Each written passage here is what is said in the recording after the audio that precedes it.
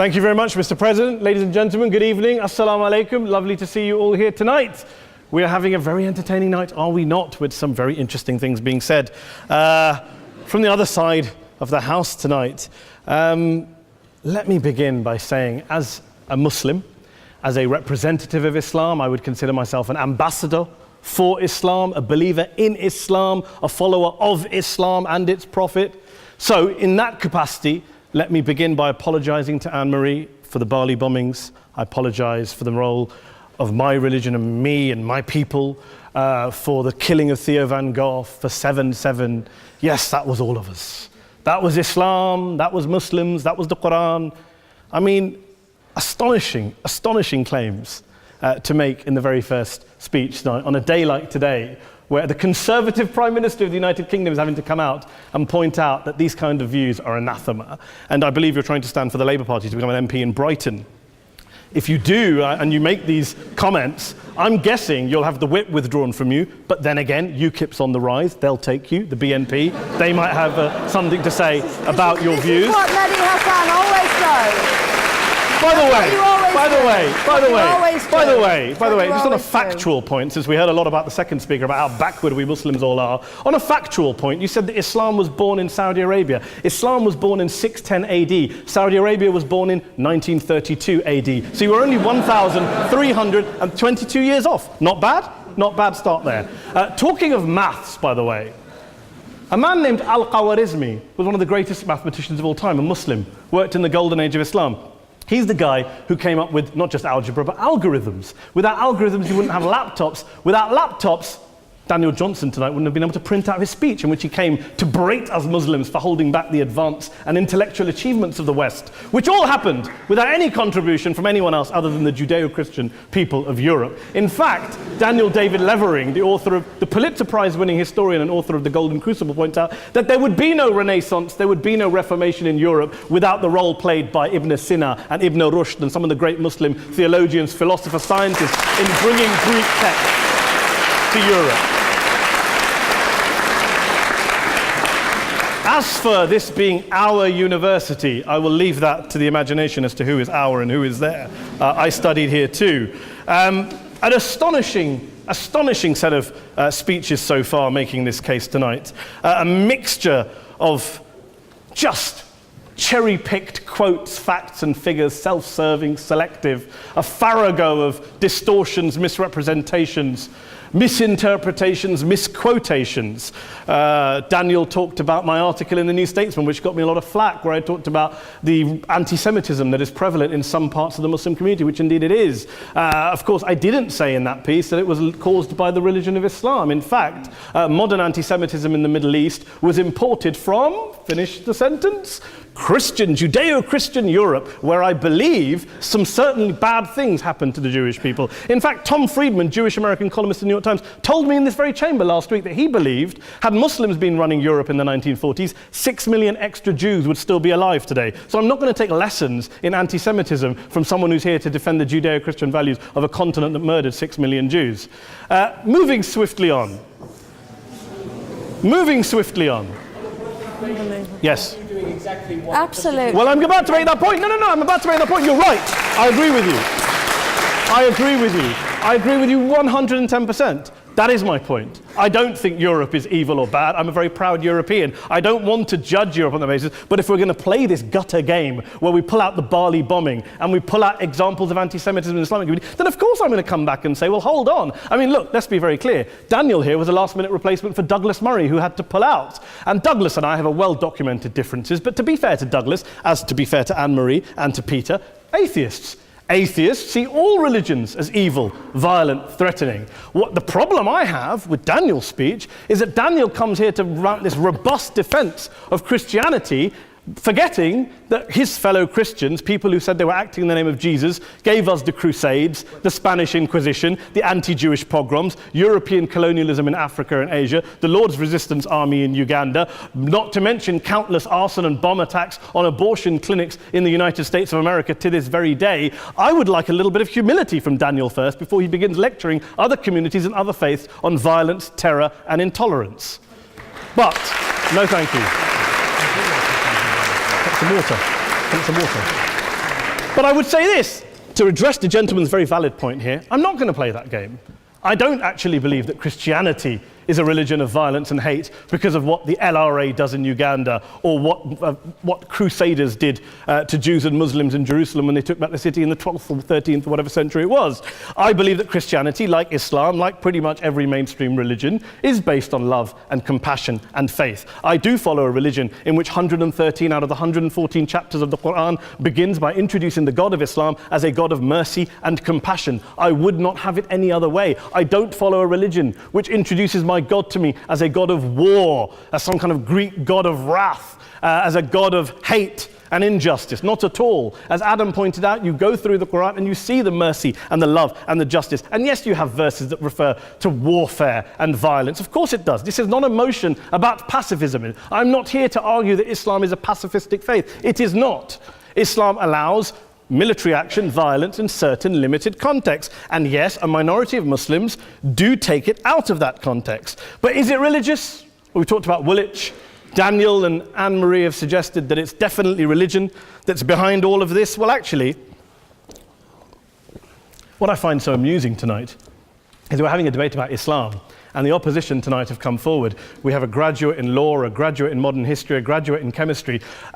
And, you know, I admire all of their intellects and their abilities, but we don't have anyone who's actually an expert on Islam, a scholar of Islam, a historian of Islam, a speaker of Arabic, even a terrorism expert or a security expert or a pollster, let alone to talk about what Muslims believe or think. Instead, we have people coming here, putting forward these views, putting forward these sweeping opinions. Listen to Professor Robert Pape of the University of Chicago, one of America's leading terrorism experts, who, unlike our esteemed opposition tonight, studied every single case of suicide terrorism between 1980 and 2005, 315 cases in total. And he concluded, and I quote, "There is little connection between suicide terrorism and Islamic fundamentalism or any of the world's religions. Rather, what nearly all suicide terrorist attacks have in common is a specific secular and strategic goal to compel modern democracies to withdraw military forces from territory that the terrorists consider to be their homeland." And the irony is, when we talk about terrorism, the irony is that the opposition and the Muslim terrorists, the Al-Qaeda types, actually have one thing in common, because they both believe that Islam is a warlike, violent religion. They both agree on that. They have everything in common. Osama bin Laden would be nodding along to everything he's heard tonight from the opposition side. He agrees with them.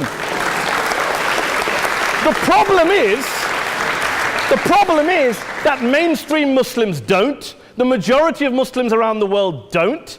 In fact, a gentleman here started quoting all sorts of polls. Gallup carried out the biggest poll of Muslims around the world, of 50,000 Muslims in 35 countries. 93% of Muslims rejected 9/11 and suicide attacks. And of the 7% who didn't, they all, when polled and focus grouped, cited political reasons for their support for violence, not religious reasons.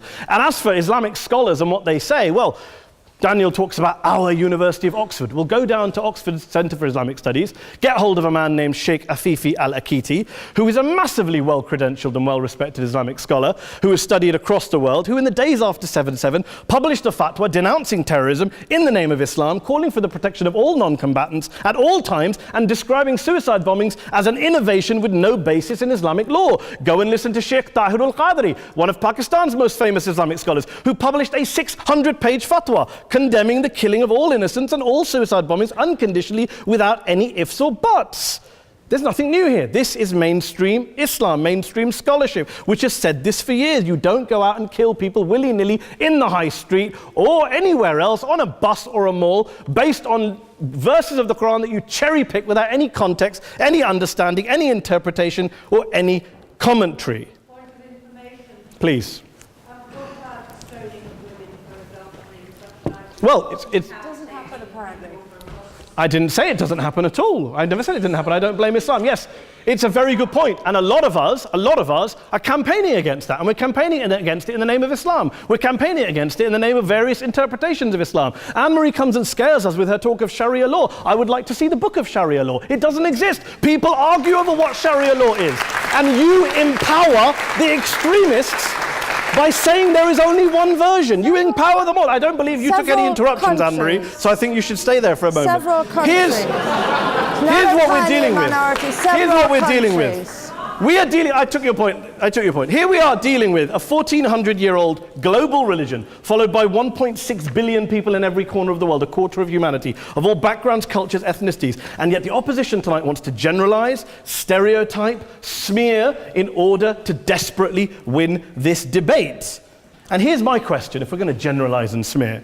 If, okay, people say yesterday's bombers, and we've got to be careful, there's a trial going on, were yesterday's attackers, motivated by Islam? Big debate. I don't believe they were. Let's say they were. Let's say Faisal Shahzad, the Times Square bomber, was motivated by Islam. Let's assume, for sake of argument, that Richard Reeves, the shoe bomber, was motivated by Islam. If Islam is responsible for these killings, if Islam is what is motivating these people, and Islam is therefore not a religion of peace, a religion of war, then ask yourself this question: why aren't the rest of us doing it? Why is it such a tiny minority of Muslims are interpreting their religion in the way that the opposition claim they are? Let's assume there are 16,000 suicide bombers in the world. There aren't. Let's assume there are for the sake of argument. That's 0.001% of the Muslim population globally. What about the other 99.99% of Muslims who the opposition tonight either ignore or smear? The reality is that the rest of us aren't blowing ourselves up tonight. The reality is that the opposition came here tonight not worried about the fact that me and Adam might pull open our jackets and blow ourselves up tonight because we're followers of a warlike warrior religion which wants to take over Europe and Daniel's university. The issue is this.